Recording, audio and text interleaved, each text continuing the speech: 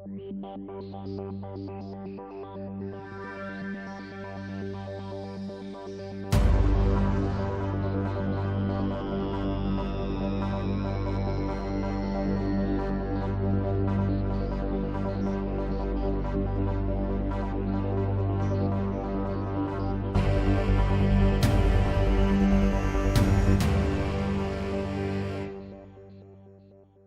I'm in Pantazi. The other day I did a quick little take. Well, I had a seminar, and at the end of the seminar I'm taking questions. Some guys want to know bunkais of certain katas, how I would see that action of a kata in an application from fighting. And I work a lot from the grapple position, from the clinch position, not so much from the sparring range. You have to get yourself in there. It's something we train for, but working on the grappling, whether it be standing in the clinch position or on the ground, is where we basically go a lot of the times, because that's more the fighting distance. Anyway, the movement, as you see in the background also, was the Seiunchin movement where it does this, okay? Now this man did it with a hand grabbing, okay? And the hand was shaking, the fist shaking, much like I did on that expose with the elbow and why your hand would, your fist would come forward.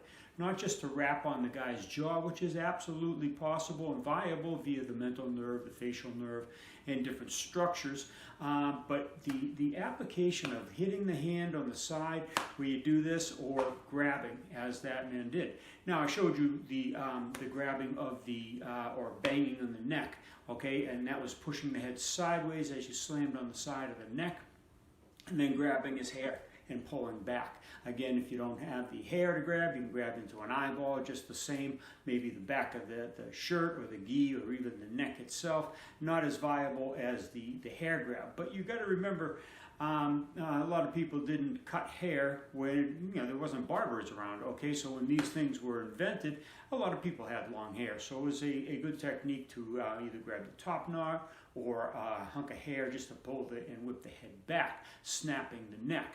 Now that would definitely come across the vertebrae, and I'll show you that in the extended versions on the Platinum and Patreon subscriptions.